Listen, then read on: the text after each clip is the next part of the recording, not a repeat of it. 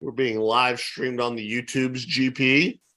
No Nicholas. Hey, shout out to Nick. Gotta give Nick the shout out. It's anniversary for Mr. and Mrs. JFDI. So Mazel tov. Yes, happy anniversary too. Hope you have a good weekend and looking forward to you guys joining us. Or Nick, you're joining us back next week. We'd welcome your wife because I have a feeling she'd be a lot more talkative than you are. I really think we could put a wives podcast together, and Yeah. they would have a lot of shit to talk about us. I have a feeling. Oh, there's no doubt. No doubt. We are live. I'm posting this to the stock twats right now. SPY, QQQ, BTC, which is just a dumpster fire. JFDI is on anniversary, but can't spell anniversary. I don't know. But GP is with me. Let's go. All right, there we go. All right. The stock twat is twatted. GP, we were just as we do before we start our little conversation, just catching up with each other for a moment. I just, I was holding out hope that this week might close this little gap we had. Right. We're looking at the Qs right now. If you're just joining us, I was kind of thinking we might get a move Friday and close this little gap, this little island reversal. But no, in about 5 minutes time of J Powell opening his mouth at Jackson Hole, that's right, Jackson Hole, this shit happens, right? Like whoop, whoop, whoop, and just awful, just awful. I don't think he really said, and you were saying this, and I agree, but I disagree with you. I don't think he said anything that hasn't been said before, other than there's going to be pain. And we've heard the president say with, the Russian invasion and inflation, all that, we're all going to have to make sacrifices, and inflation, there's going to be pain and blah, blah, blah. But hearing Jay Powell said it, I really think spooked the market. And I'm not one to over analyze or sensationalize what the Fed chair says. However, you don't get that's a 5% move from top to the bottom right there, for nothing on the Qs, in my opinion. But feel free to enlighten me with your thesis, GP. Oh, that Friday morning was like, what the, right before J Powell even started talking, we dropped $4, right? At 10 a.m., the candle comes in. On the Qs, we dropped from $319.99. It's on discount. We're straight to 316, unadulterated, just selling. And you're like, oh crap, he must have said something, and we're on delay. But he hasn't even started yet.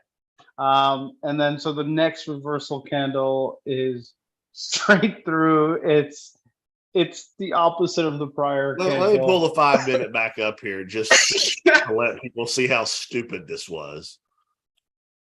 Right, like that is a bullish engulfing candle. Right here's market open, right here where the crosshairs lie.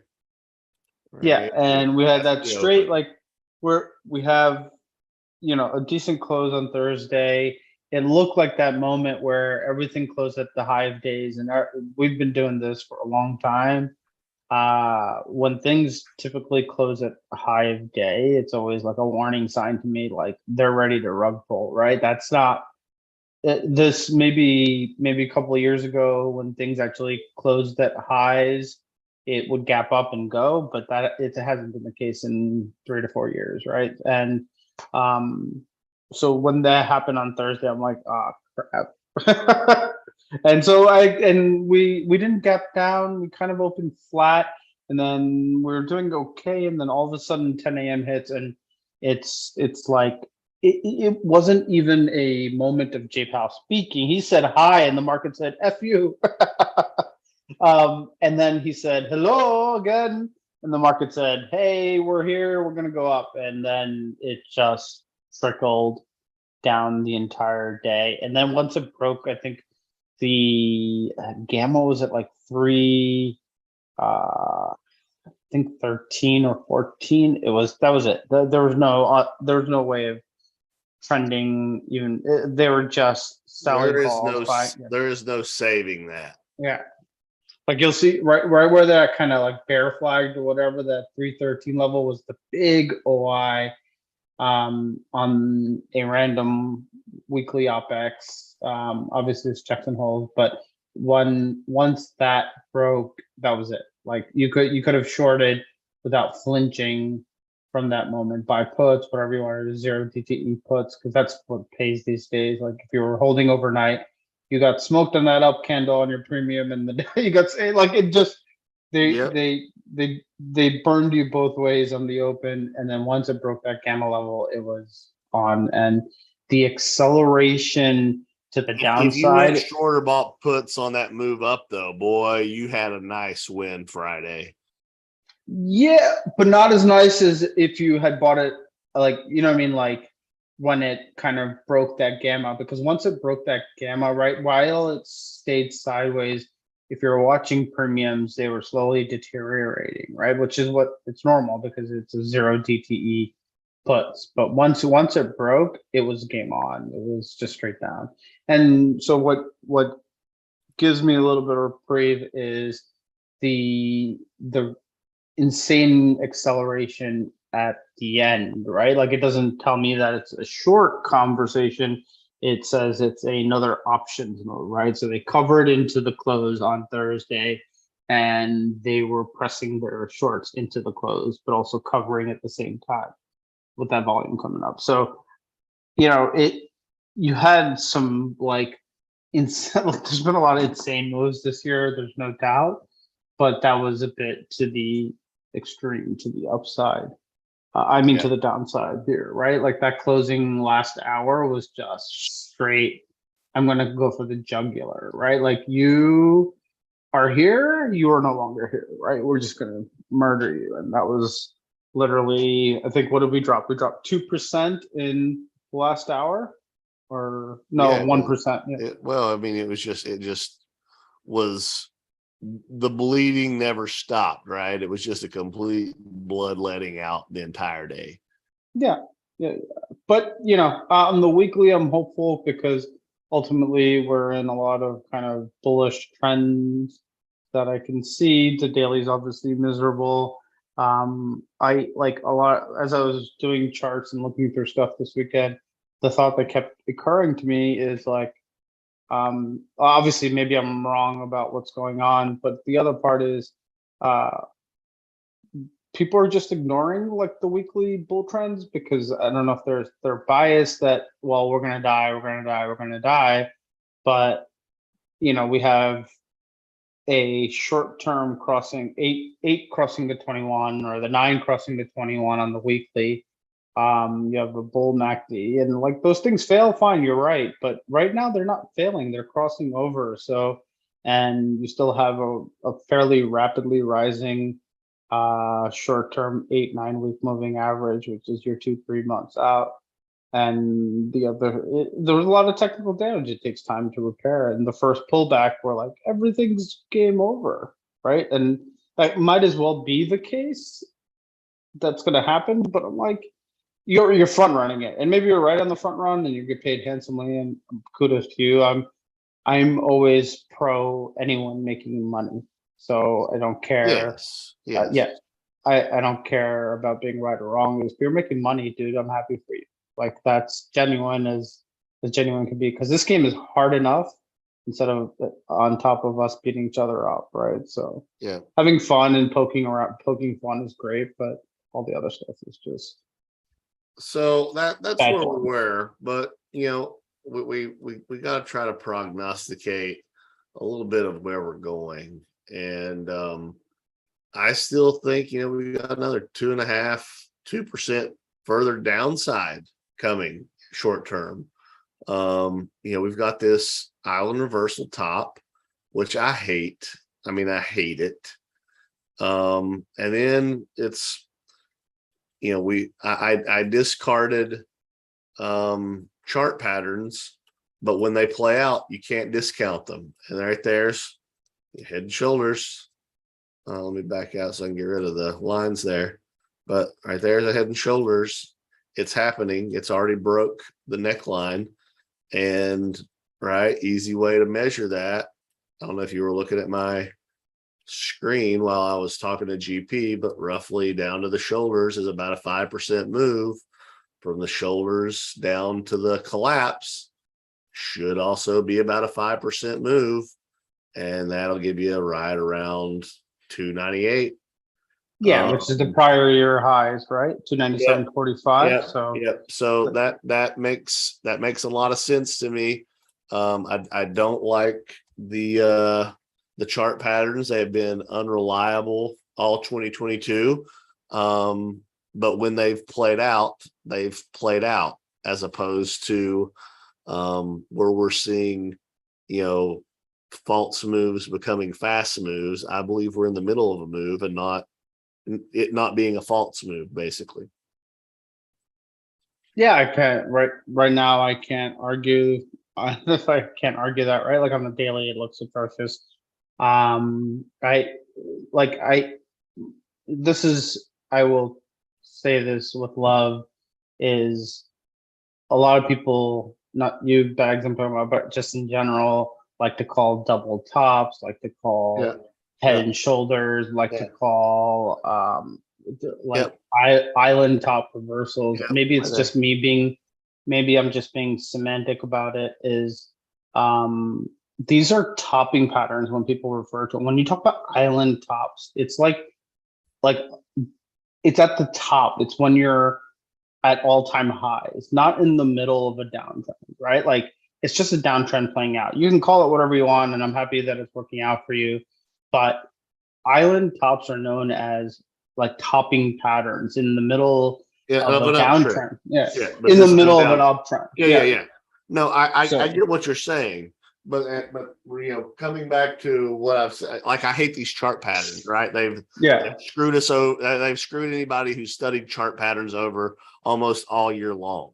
But when they work as opposed to being the false breakout. And I get it. Technically, yes, an island top should be at the top of a trend and not on a lower leg of a trend. But I mean, it just is what it is. I know. And the other parts of it is like a head and shoulders doesn't have the volume on the right side. It has the volume on the left side, right? Like you don't see volume increasing on the right shoulder. You see volume increasing on the left shoulder, which is why it's a topping pattern, right? Because the left shoulder is where people are starting to clear out and they're selling their volume on the way up. Yeah. And so you typically want to see volume on left shoulders or the head, right? Essentially making a kind of a reversal candle, which is called the head. Like I'm not disagreeing with what you're putting down, and that lends credence to your theory that we briefly mentioned before. I said we just got to fire up the podcast, GP. We just got to fire it up, which was these shares are getting bought up. Yeah. So my thing is, right, like this is it's plain, right? It's as simple as people are going short, market's going to die, right? Like for the last 2 months, people have, while the rally has been happening, people are saying every net shorts are going up every week, and then the market dies, right? It's been so plain sight obvious. It's kind of weird to see in the markets, but it's what's happening ultimately. Is like, well, this was a bear market rally, and we're adding shorts, so you guys are all screwed. But it's like, from when I was going through the 13 apps, there's some pretty decent ads and some pretty decent names, not like speculative names and stuff like that across the board. So my theory is that as they're buying their shares and the markets remain uncertain for like the Fed and stuff like that, they're also buying puts. So market dies, they win, they buy your shares back with the money that they get from the puts, and they get longer for longer, right? So that was the theory that I was talking to Bags about beforehand. Is like they're gonna win regardless because the money flows from their perspective is like I would have been expecting to see when I was 13 some really kind of big sells right across the board, right? Like everyone's predicting 70% down from here, right? Yeah. Bags, right? So why would people be adding? So that's a great question, GP. And we disagree with each other on occasion, and that's good. It gives us all different insight. But your theory, right, was volume is higher, and it was on the daily on this shoulder than this shoulder, or even the center, right? So that holds water to me. I still think that they're going to continue to shake us. Oh, for sure. Like for that extra 2.5%, 3%, right? Because September's coming up. We've known September to be one of the more volatile months in the market. Doesn't mean that September has to be negative, but September is a tough trading month. And then you get into October. We've talked numerous times about the midterm elections and what the cycle looks like in the midterms. And it's not historically good, for an incoming president to have a good market during his first interim of the cycle. So I'm not saying that we're going, to zero. I was being cheeky on stock twits earlier, but I do think there's more downside, and sideways is a direction too. And as we've seen for the last month, right? If we go to July 21st, we're right back where we were on August 26th. And that could absolutely be the case that we see for the entire month of September. Dude, we're hovering at the April lows, right? Like we hit the April lows, and then we kind of stayed there for May. We died in June, but then recovered in July, right back to the level. It's been sideways for 4 months in this direction, but ultimately we're sideways since Biden got elected. Yeah, I mean, right. So it could absolutely do one of these numbers and be right back to where it is right now in a month from now. And we could see all kinds of, hang on, I got to get my cursor back here. 3% down, 3% up, 4% down, 5% up, right? Like we could absolutely see that over the course of the next month. And I just think it's a really tough environment for people who aren't welcoming that volatility, that aren't welcoming being in and out of trades rather quickly. I think it can be really tough for the buy and hold crowd, for the going to zero crowd. So we'll just have to see how it plays out. But I'm not terribly optimistic that we're launching right back to all-time highs anytime soon. Yeah, and so if you go back to 2008, we'll talk about we talk about 2008, that was the next leg down. But there was a catalyst that got us that next leg down, right? Like we talked about this, I think, a few weeks ago, which is the banks were doing really bad and people were kind of worried. And then what was it? Shit show. Not Lehman Brothers, but what was the Bear Stearns, right? Bear Stearns was the first to collapse, and everyone's like, "Oh crap, it's going." the banking industry's dead. And then it started to recover because things were better. And then the next shoe dropped, which was Lehman Brothers in September, or vice versa. Maybe I'm getting them mixed up. Whatever. It doesn't matter. It was the second. It was the second bank that basically went bankrupt. That said, "Oh wow, there's a lot more issue to this financial industry issue." To get that next leg down, that unadulterated 30, 40, 50% down from September 2008 to March 2009, right? That's you see it was like recovering and stuff like that, and then all of a sudden it died, and that was the Bear Stearns Lehman Brothers bankruptcy. So maybe Friday's Jackson Hole speech, because we started this mess on Powell's speech back in November, right? That post Thanksgiving, was it post Thanksgiving? Or maybe I'm wrong, but he basically said we're going to taper. And Jackson Hole on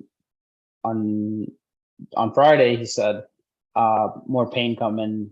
We're willing to destroy people's wealth if we have to, right? That's essentially what he kind of said. So maybe that's the catalyst that says, oh crap, maybe we were buying, but we were wrong, and these guys are gonna destroy the economy. So maybe that's the next leg down. So we got to watch here what's going on in terms of what's going on. But there was a lot of things that didn't make sense on Friday. It was one of those really kind of weird.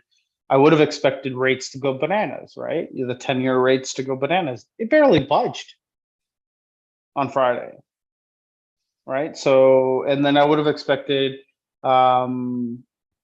like oil to go nuts, right? Because so far it did not, right? It kept rejecting the 200-day moving average. Of course, the divergence is now forming in energy versus oil too, and I kind of find it odd and interesting that oil keeps rejecting the 200-day, yet they keep pushing the crap out of energy. So like the conversation of peak earnings continues to ring true in my head, is like, well, unless oil goes back above like the 110 level where it's at for a little while, aren't we looking at peak earnings, right? So market usually is forward looking 9 months out, and we kind of had a push in the Qs is in the same process of growth was dying way before the Qs topped out, right? Like if you were looking at earnings and stuff, the comparables to 2020 started getting pretty bad around the mid-year cycle, around April, May, in terms of growth comparisons. So, but we did an all-time high till November in the Qs. So it's just something to watch, that the XLE is definitely diverging from oil itself, and gasoline and kind of heating oil and a lot of the energy plays, except for nat gas, which you know, as we've started doing these pods a little bit later, futures are already open, right? This S&P is down nearly 1%. The Qs are down, 1.25%. The Dow's down 0.8%, and the Russell down almost as much as the Nasdaq. So right now, I mean, I don't want to play armchair quarterback or Monday morning quarterback. But right now it's basically doing what I would have expected it to do, coming into the podcast. Oh, no doubt. I don't think anyone was expecting it to actually open green, because no. Yeah.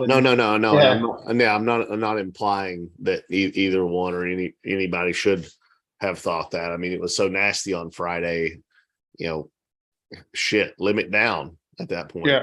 Like who knows what we're expecting. I will say this though, GP, about hate analogs. I can't stand them. There is no 2000 to 2022, 2008 to 2022, 1987 to 2022, 1984 to all that's rubbish. There are no analogs that are going to capture what this market's doing. However, I've been doing a little bit more reading about some macro stuff, And I really think that the global inflation is really hamstringing the markets more than U.S. inflation is. I was reading earlier that Germany electricity has gone up like 720% for next year's contract. There's just a whole lot of things that, whether it's the commodities that are coming out of Russia or the goods that are coming out of China, are just ratcheting this thing higher and higher. The inflation. When I say this thing, it's inflation. So there is a wall of worry to be climbed, but there could also be a wall of worry to be splatted on.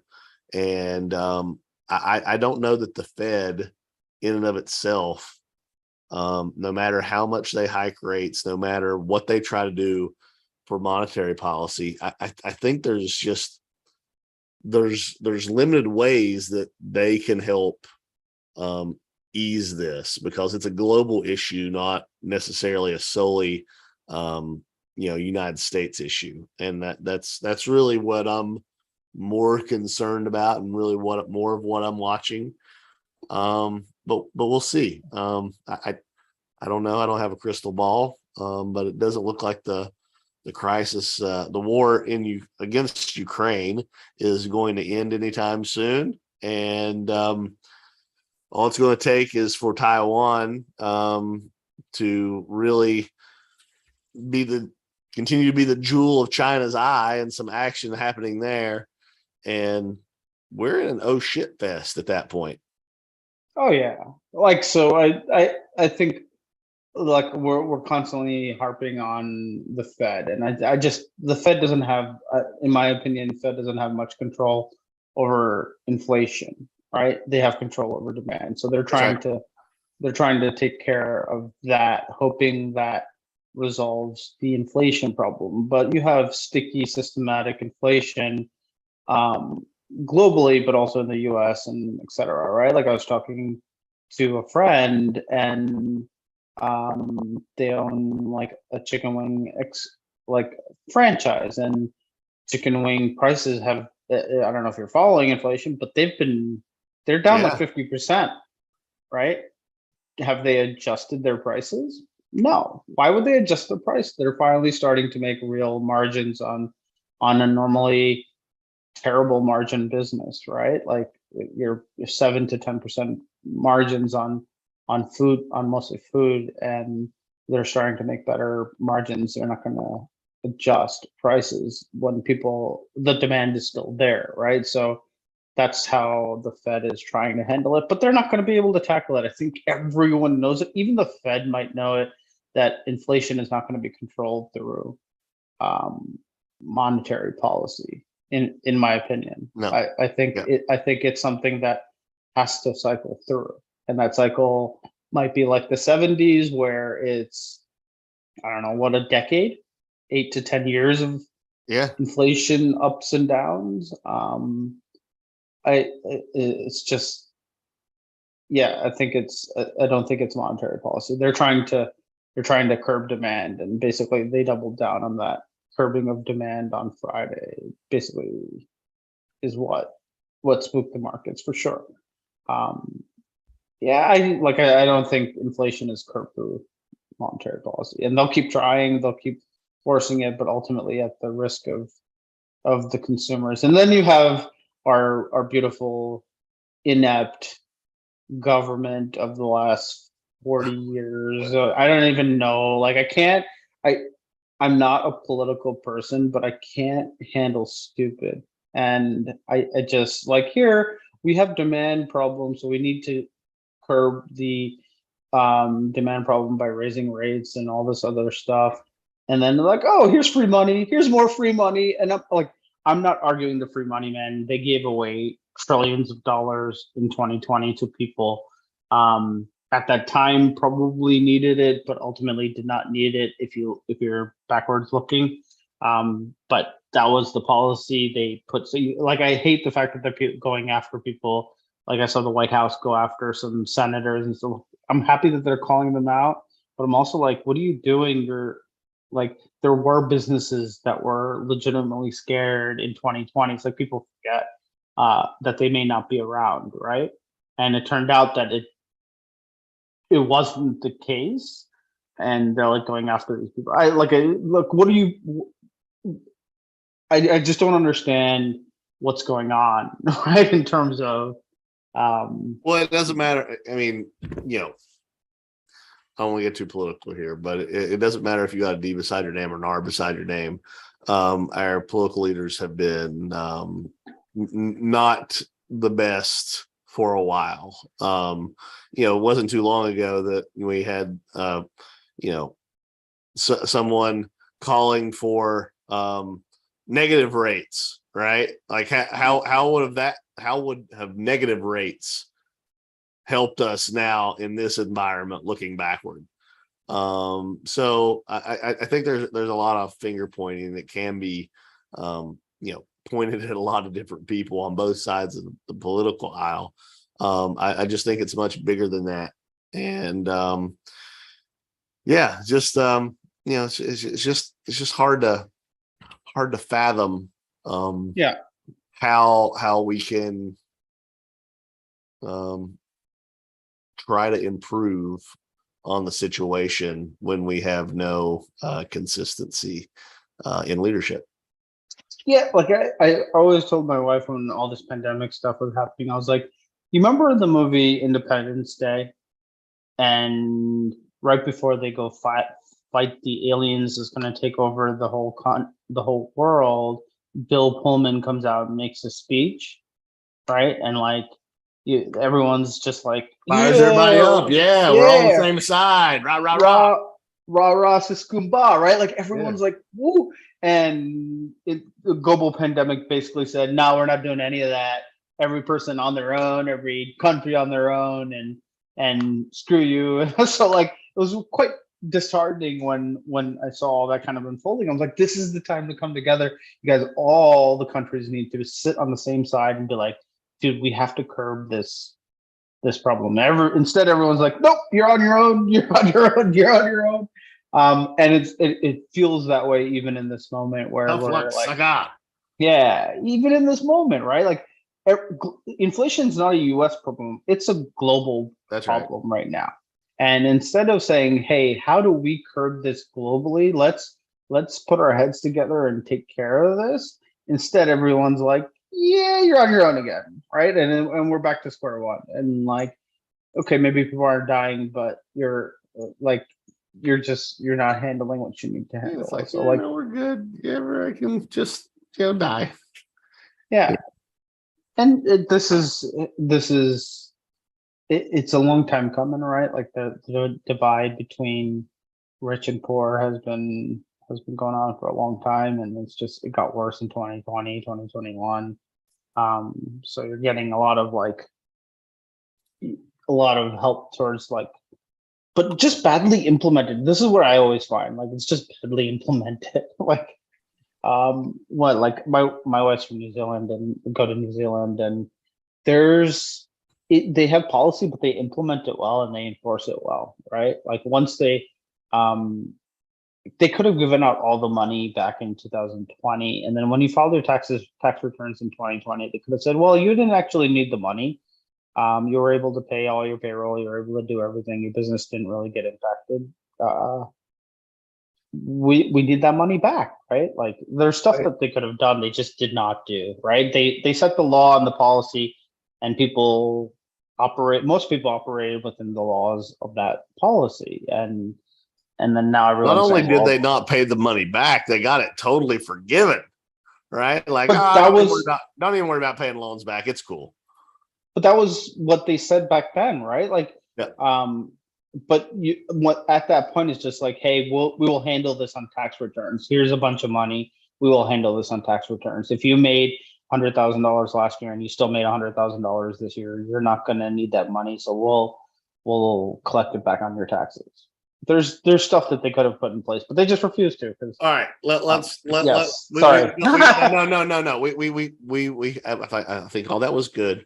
We don't normally talk macro and political. I know. So we got that out. Let's talk some charts. One thing, I mean, and we've been, both of us have been off the gold wagon for some time, but all this, culminating everything that we just said for the last 5 to 10 minutes, you would think gold of all things could catch a freaking bid. It can't. But why, right? Like, I don't understand how it's an inflation hedge, right? Besides some guy out there like Peter Schiff or whatever his name is saying that gold is an inflation hedge. I've never understood. Shit, this is where I was going with this. You know how much I love this chart pattern. The Batman. It's fucking Batman.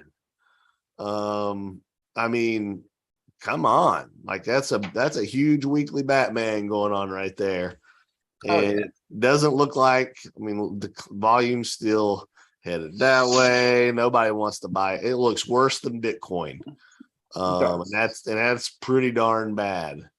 So my inflation hedge is my mortgage. That's like, let's be honest, right? A lot of people are in, you just moved back, so apologies, but a lot of people are in mortgages under 3%. Oh, right? I loved it. I mean, I basically increased my my mortgage rate, but I kept close to the same payment. So yeah. I'm okay with what we're paying for our house. Of course, everybody likes to pay less, but it is what it is. And thanks, Homebody. Yeah, that's a great point. Homebody in our chat said, look at the Dixie. Yeah, Dixie's dollar index just keeps grinding away. I will say that we do have a little bit of divergent happening here, but it can still keep going higher, right? We talked about this in previous weeks. Just because you have a minus D or negative divergent doesn't mean that it can't keep grinding higher. Overbought can stay overbought, just like oversold can stay oversold. So yeah. I mean, at some point the dollar is going to have to, I'm not going to say crash, but come down closer to equilibrium. Shout out to iDog. I know she's going on a European vacation here soon.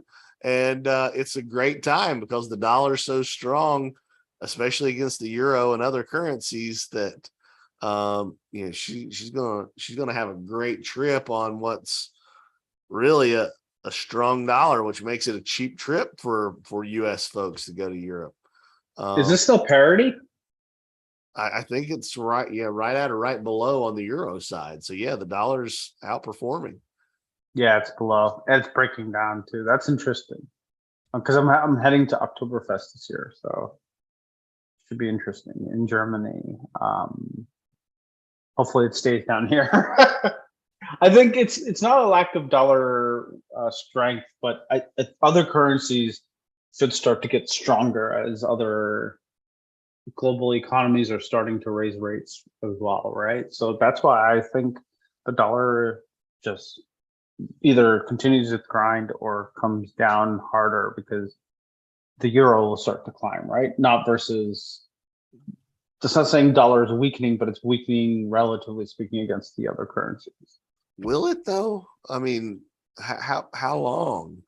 I mentioned earlier, right, that the 1 year German electric cost difference was up a 720%. Like, I mean, that's numbers that are really spooky when you think about it. So we'll see how this plays out. Of course, if Dixie comes down, commodities will go up, which really don't want for oil and gas. Well, I don't. Yeah, no, Homebody, you're exactly right. If Dixie comes down, most likely commodities will rise. So it's damned if you do, damned if you don't situation a little bit. Yeah, and I just keep looking at the USD JPY chart, and on like the largest time frame I look at is usually the quarterly, right?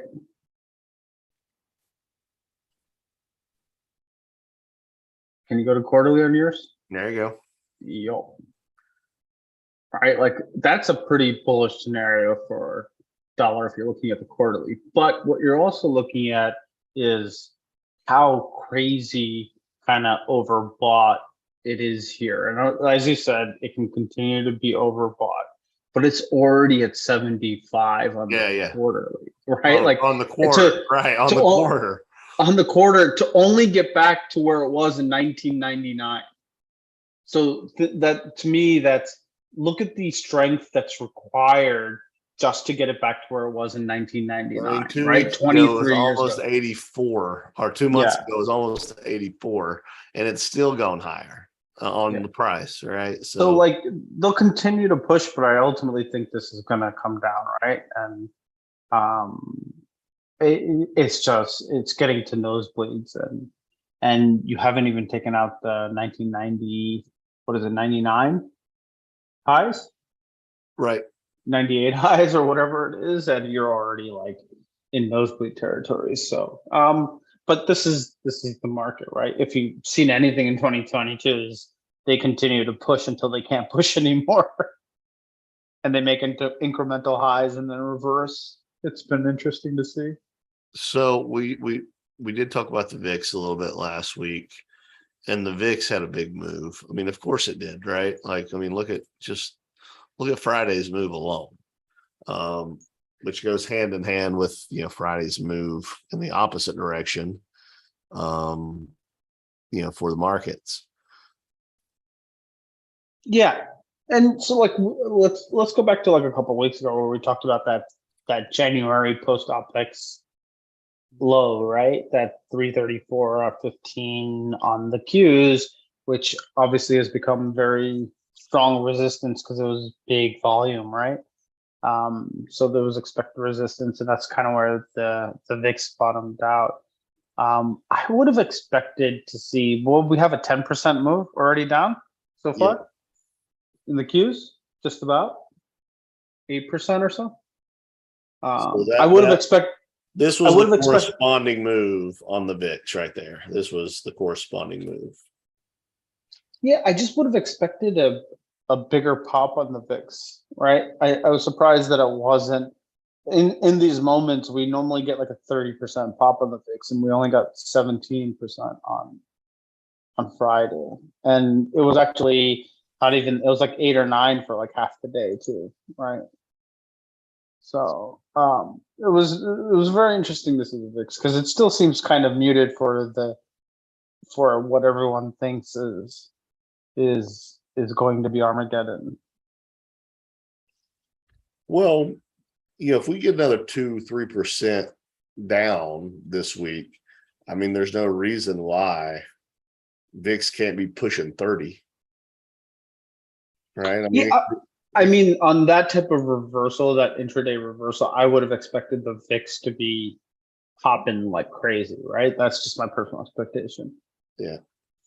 And it didn't, and that was a surprise, and it can tomorrow, or it can be the other day as well, and it's something to watch, right? Kathy is what I wanted to touch on next, GP. Oh boy. She had her little rising wedge breakdown, and it did what it was supposed to do. It didn't, it wasn't a failure of a breakdown to reverse higher. Just totally broke. Just broke down. Now you've got all the EMAs crossing over bullish or bearish, sorry, on the daily. The weekly, rejection basically right at the 9. I mean, how many times over the past few weeks, basically since our 4th of July break, as I was moving, I said, we're not retesting the lows. Kathy might retest the lows.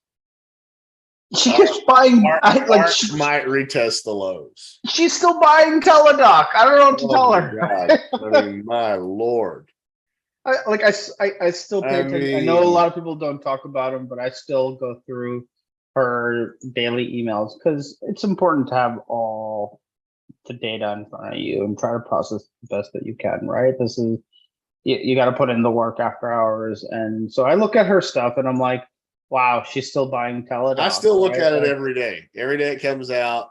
iDog and I like to tease each other about it. It's like, what is she buying? Is she out of money yet? And it's always like she's always buying ginkgo. She's always and DNA actually had a little pop, but then it faded, right? Like 2 weeks ago, it had that nice little pop, and it's faded all the way back down to where it was nearly.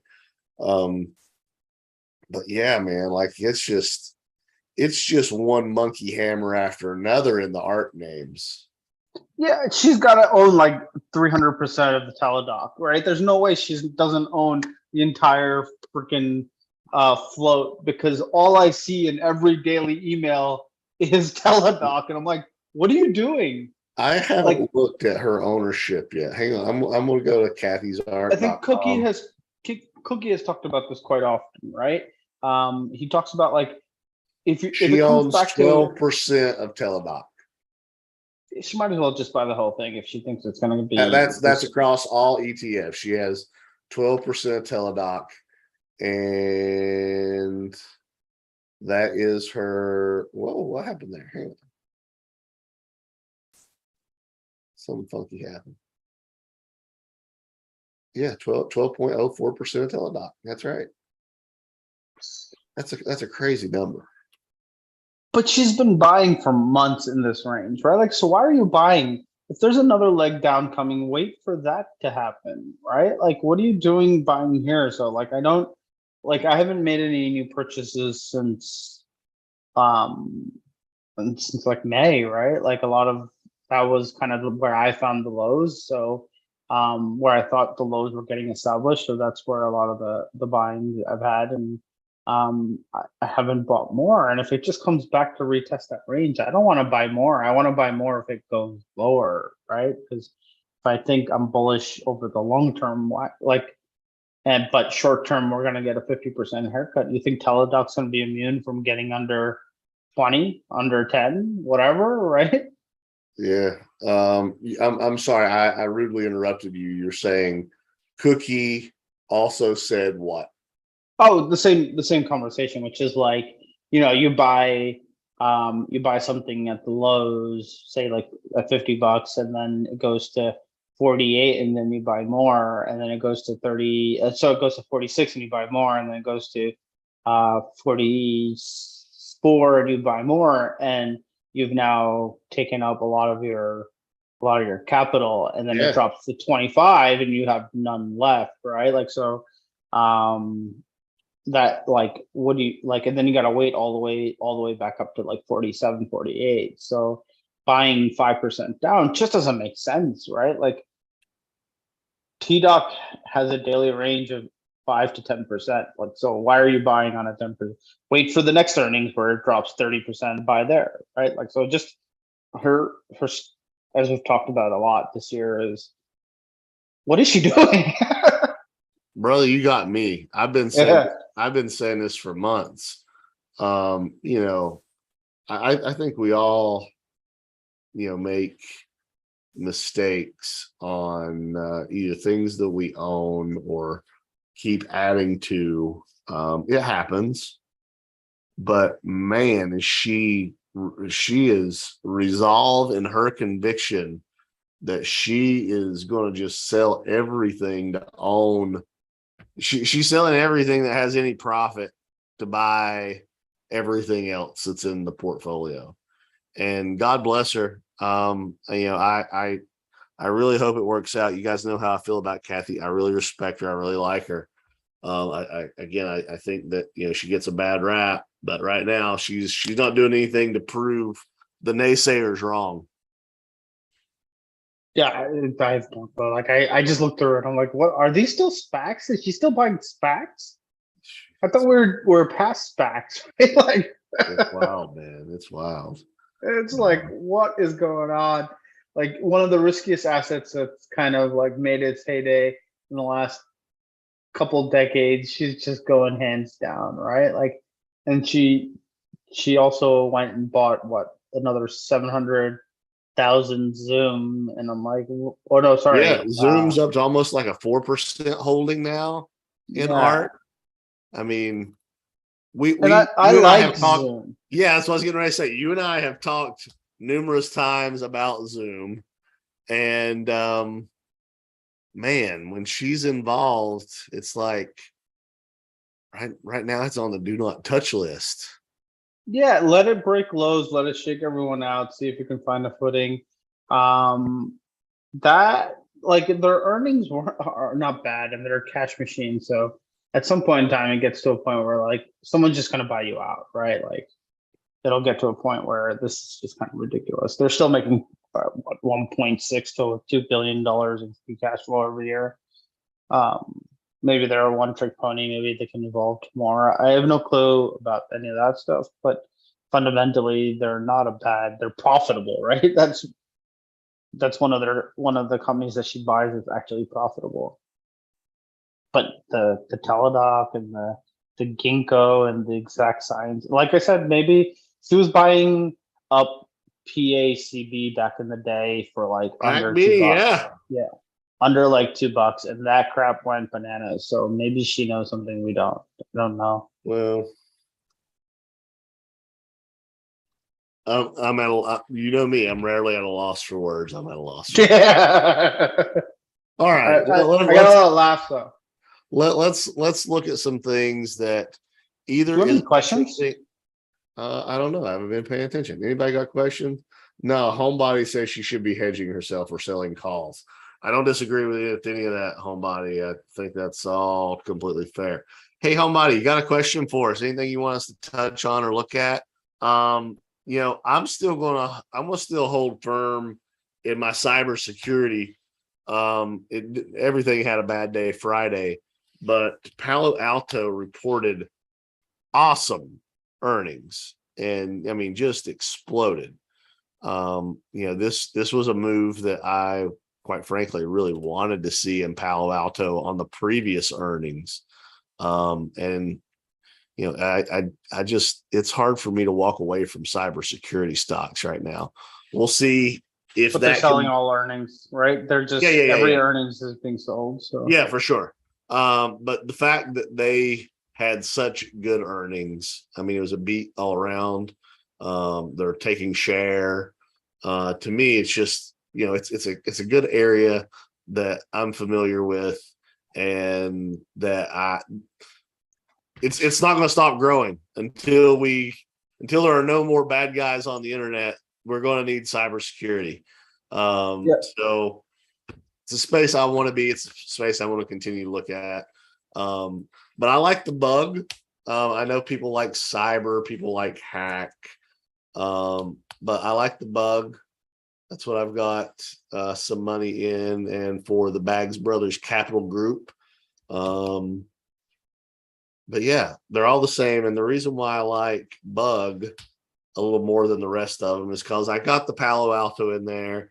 Fortinet's the second largest holding, but it's a little more diversified on the way down. I don't want so much Cisco.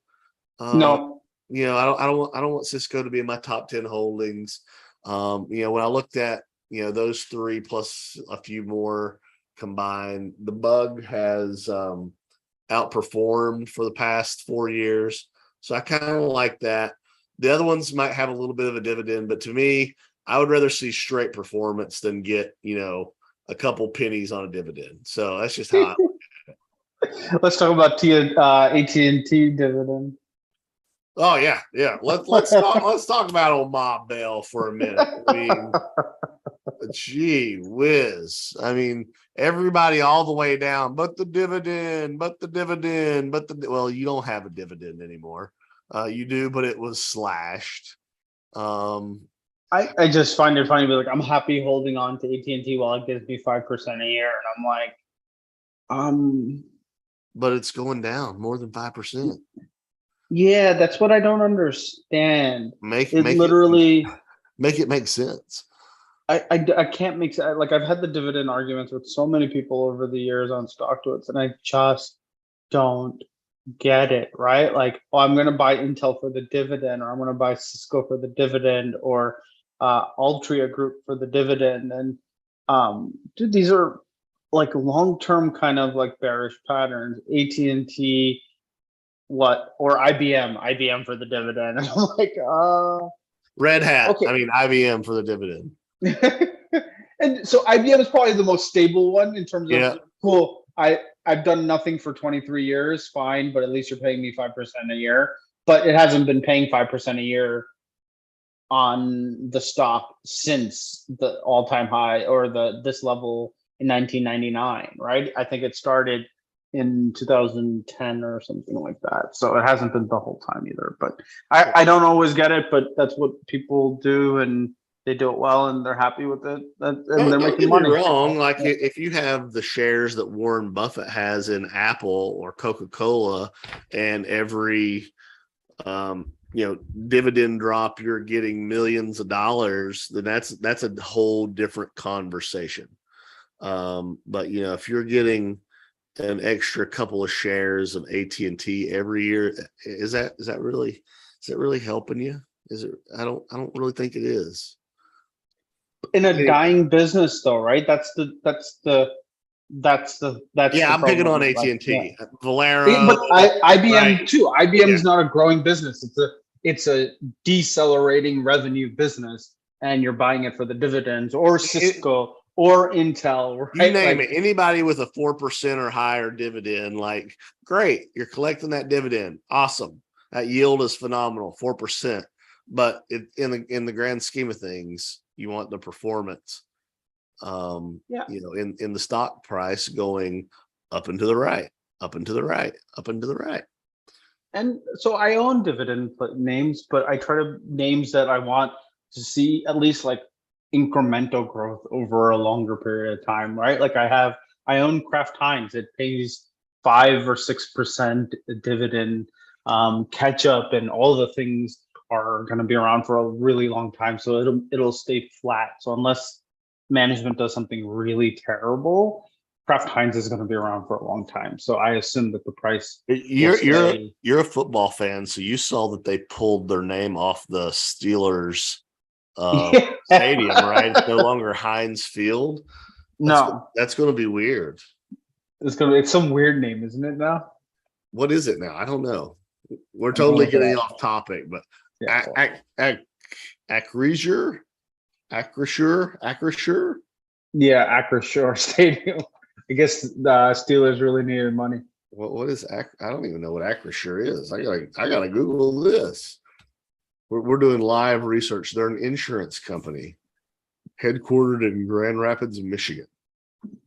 Interesting. All right.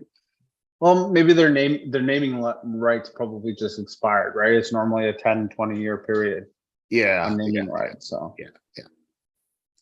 So if Heinz didn't come in and say we're going to pay you more money, and Acrisure did, then they would. It's just kind of weird to be hearing Heinz. That's how that game goes. You want who's going to give you the most money. There's no loyalty. We don't love them hoes, as GP says on the stock prices. Exactly. Let's talk about two names before we go. Netflix is one of them. No, Netflix is actually. So I will talk about Netflix, but in all of this mess, right? Like it really found it to, like, if you bring up Celsius, CELH. Yep, I'm familiar. Right. I understand all of this stuff. This is an energy drink, right? Yeah. And Pepsi's, I think Pepsi or Coke were buying into it, which is why kind of like Occidental Petroleum, right? Like they got a pretty good support. But if you're looking at this on a larger time frame, it's a kind of a cup and handle kind of breakout. And even on Friday, it came down, but it closed higher than its all-time high back in 2021.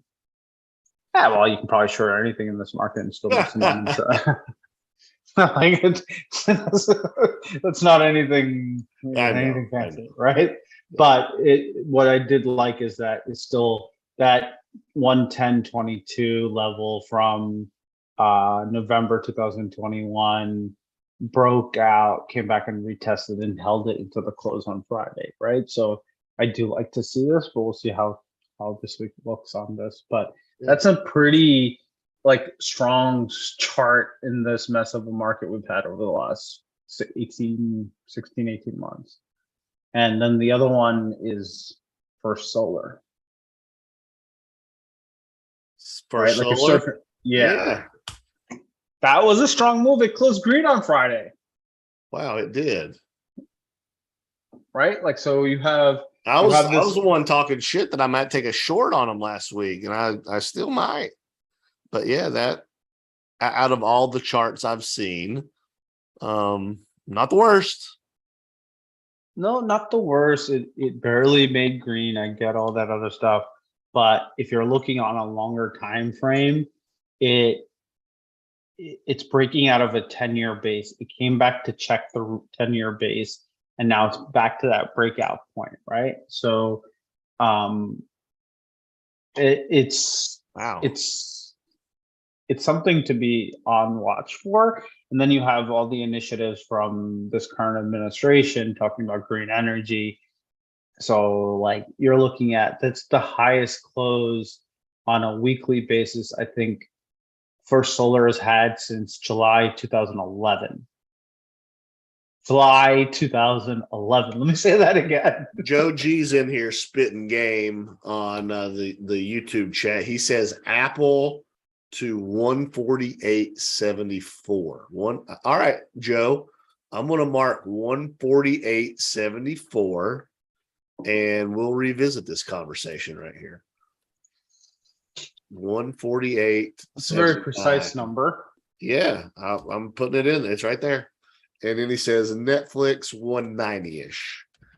I mean, could happen. That could happen.